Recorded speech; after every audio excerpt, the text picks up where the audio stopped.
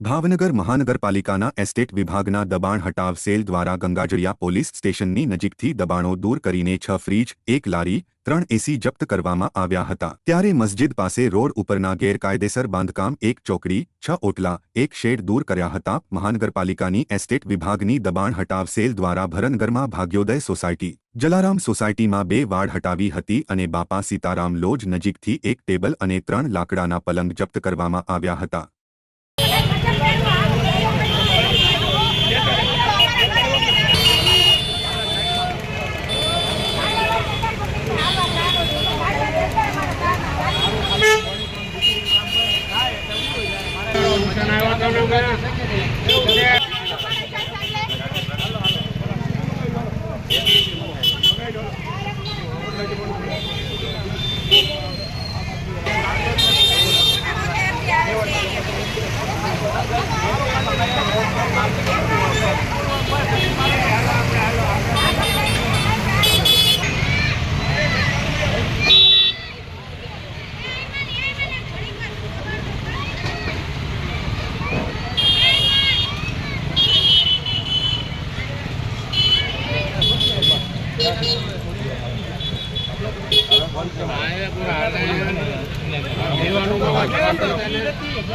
हमारे वस्तु ओला